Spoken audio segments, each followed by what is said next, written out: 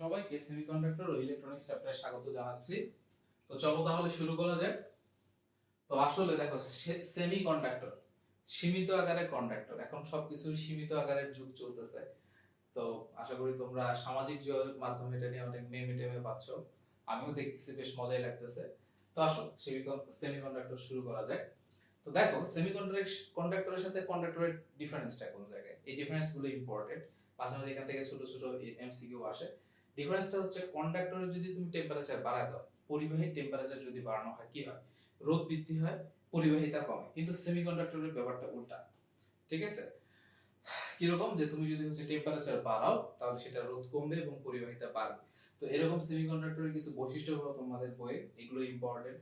তারপরে এই সেমিকন্ডাক্টর গুলোর উদাহরণ ইম্পর্টেন্ট, যে কোনটি পি টাইপ সেমিকন্ডাক্টর, কোনটি এন টাইপ সেমিকন্ডাক্টর। সো আশা করি তোমরা বই থেকে এই উদাহরণগুলো দেখবে।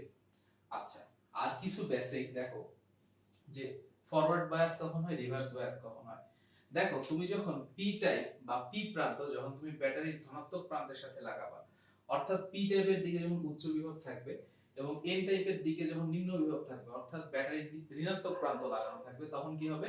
Forward bias. অর্থাৎ সিম্পলি মনে রাখবা, পি এর দিকে উচ্চ বিভব, এন এর দিকে নিম্ন বিভব, ফরওয়ার্ড বায়াস। আর রিভার্স বায়াস কি?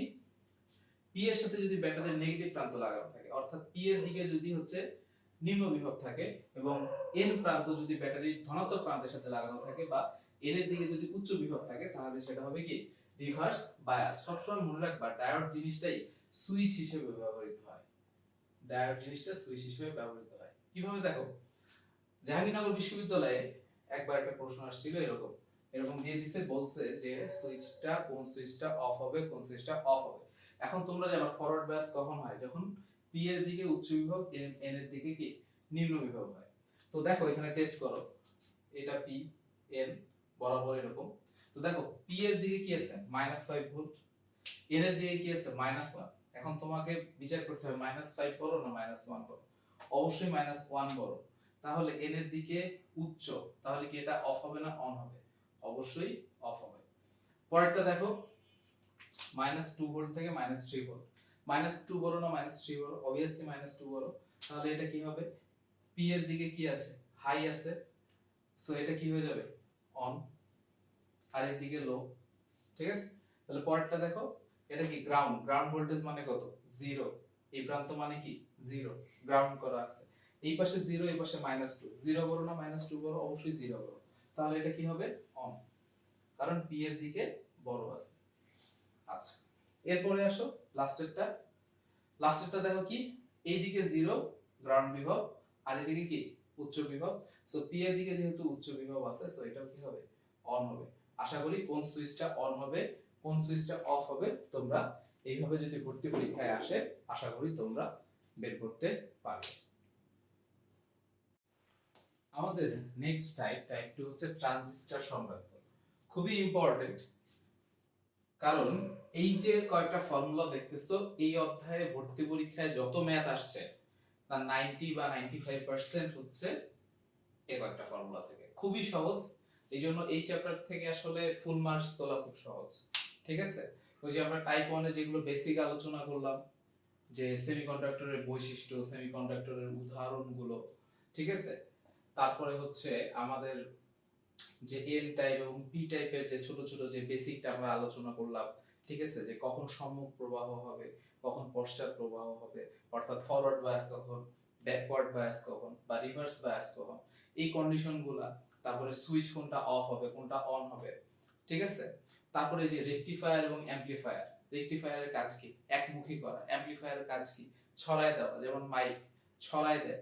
সো এই যে ছোট ছোট বেসিক গুলো, এগুলো থেকে কিছু প্রশ্ন আসে, এবং এই যে এখান থেকে ম্যাক্সিমাম ম্যাথ এই কয়েকটা ফর্মুলা থেকে আসে, যার মধ্যে আমরা 3টা ফর্মুলা দেখব। আচ্ছা, এবার আসি ট্রানজিস্টরে। ট্রানজিস্টর জিনিসটা কি? দেখো, তোমরা হয়তো অনেকেই পড়ছো, যখন কম্পিউটারের বেসিক পড়ছো, যে আগে কম্পিউটারের প্রসেসরগুলো বিশাল বিশাল ছিল, ভ্যাকুয়াম টিউব থাকতো সুইচ হিসেবে।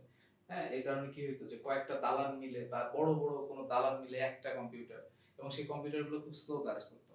তো পরবর্তীতে কম্পিউটারের যে আকার ছোট হয়ে আসলো, সেটা কার কারণে? সেটা ট্রানজিস্টরের আবিষ্কারের পরে। এবং ট্রানজিস্টর আবিষ্কারের জন্য কিন্তু তোমার যে বিজ্ঞানী আবিষ্কার করছিলাম, নামটা মনে নেই, নামটা ভুলে গেছি, উনি মেবি নোবেল প্রাইজও পাইছিল। ট্রানজিস্টর এত ভাইটাল একটা ইনভেনশন ছিল।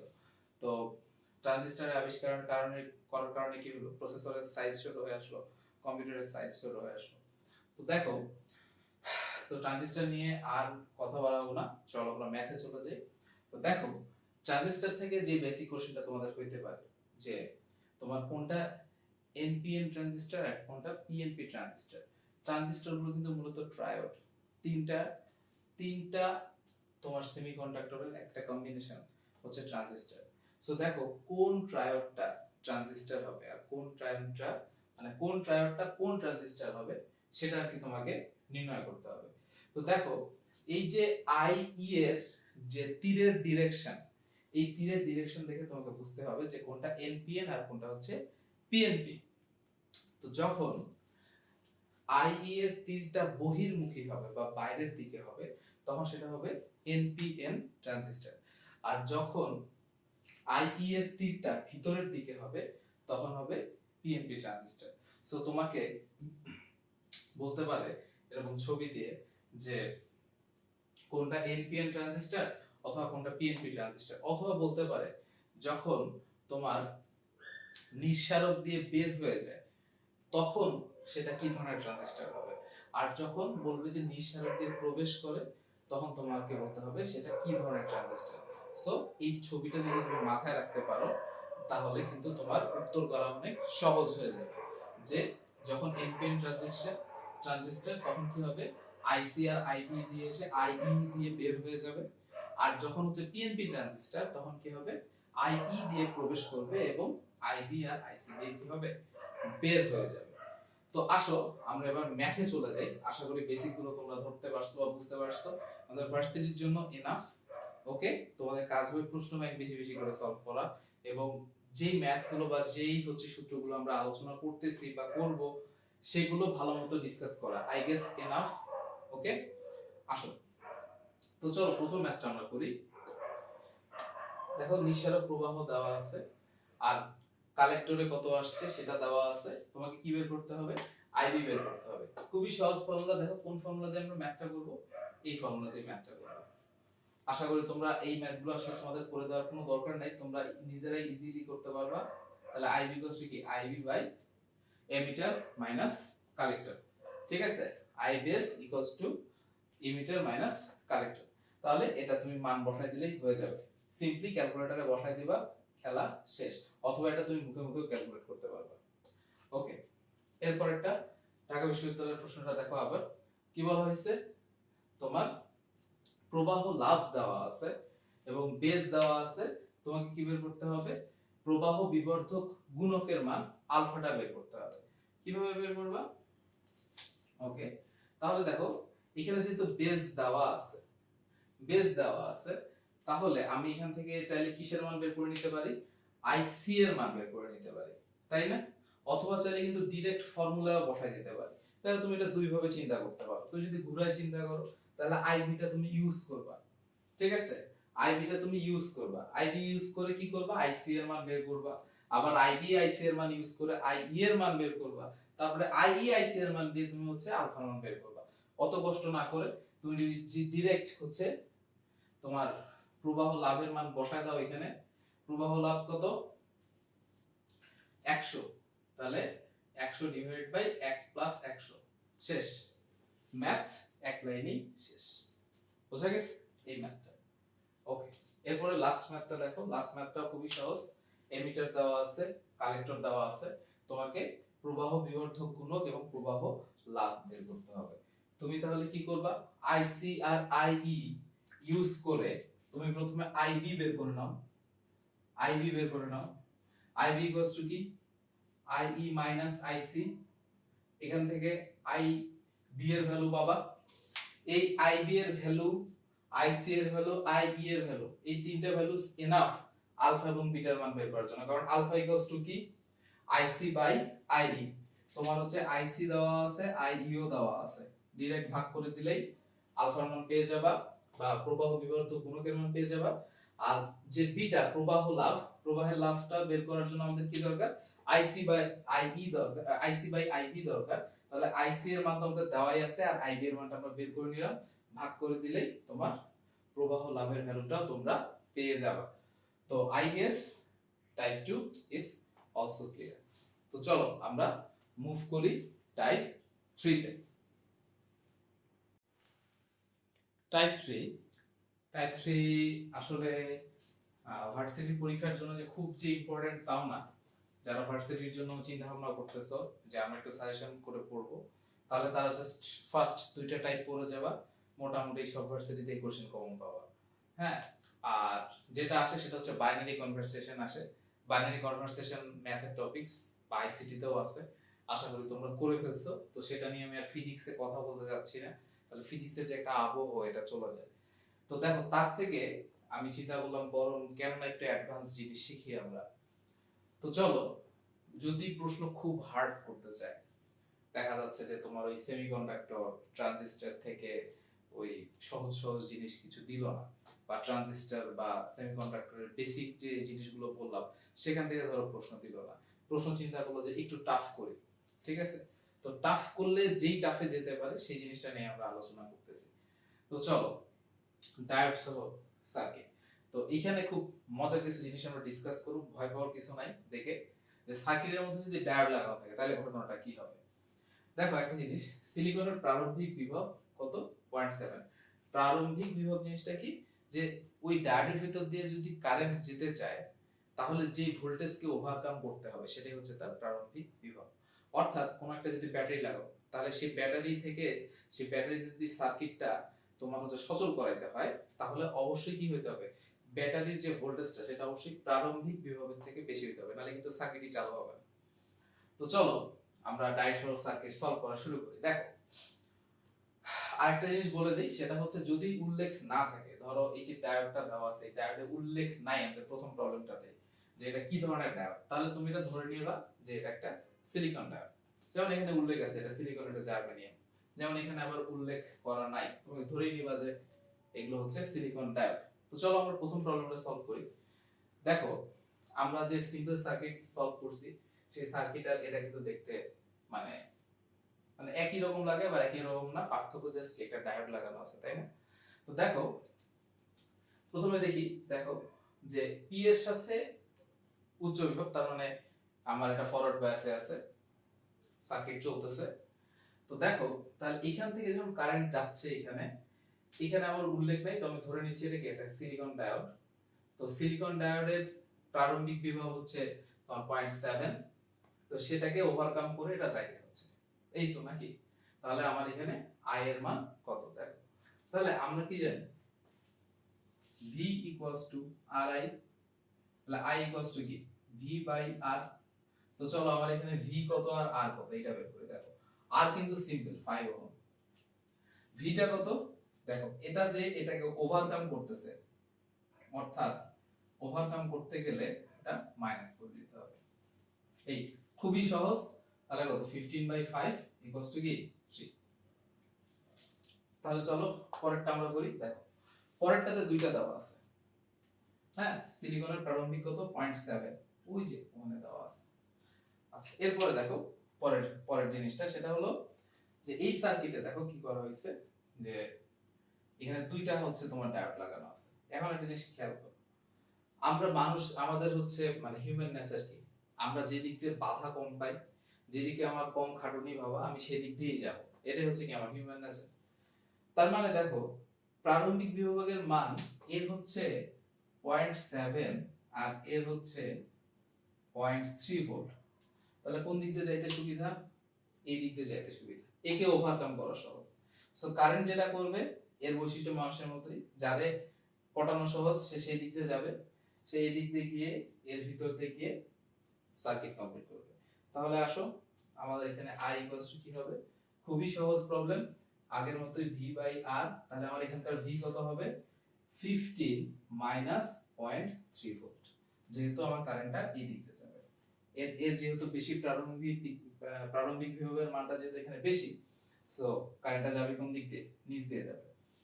সো আসো আসলে প্রারম্ভিক বিভব, এই ডবল ভ আর ব পরপর উচ্চারণ করা আসলে একটা খুব প্যারাদায়ক বিষয়।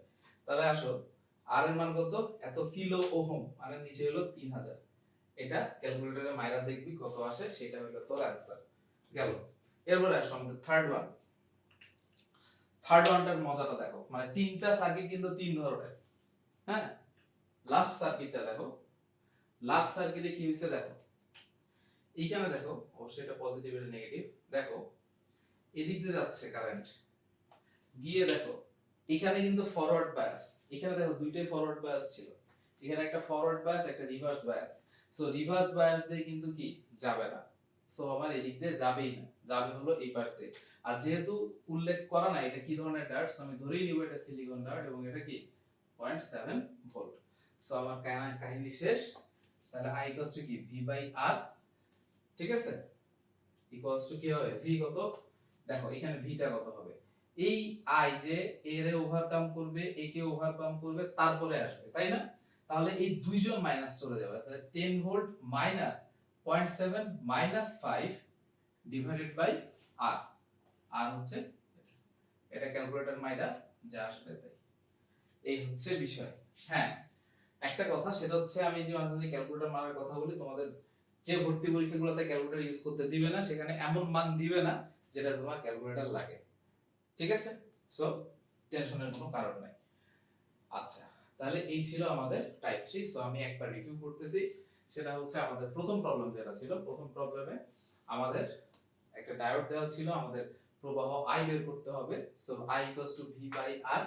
সো আমার এখানে শুধুমাত্র যেহেতু আমার একটা সিলিকন ডায়োডকে ওভারকাম করতে হচ্ছে, সো এর ভোল্টেজটা এখান থেকে নেগেটিভ হয়ে যাবে। সো I ইকুয়ালস টু কি পেলাম 15/5 ইকুয়ালস টু কি 3। এরপরেরটাতে আসি, এরপরটাতে দুইটা ডায়োড লাগানো আছে, যেহেতু আমার জার্মেনিয়ামের প্রারম্ভিক বিভব কম সেহেতু আমার কারেন্টটা এই দিক দিয়ে যাবে। সো আমি দ্যাটস ওয়াই জার্মেনিয়ামের ভ্যালুটা মাইনাস করছি। এরপরে থার্ড ওয়ানে ছিল একটা ফরওয়ার্ডে ছিল একটা রিভার্সে ছিল, যেহেতু এটা রিভার্সে সো এই দিক দিয়ে কারেন্ট যাওয়ার প্রশ্নই ওঠে না। সো আমরা জাস্ট এটা বিয়োগ করব এবং যেহেতু এই ভোল্টেজটাকেও এ ওভারকাম করতেছে দ্যাটস ওয়াই আমরা দুইটা মাইনাস করে দিয়েছি।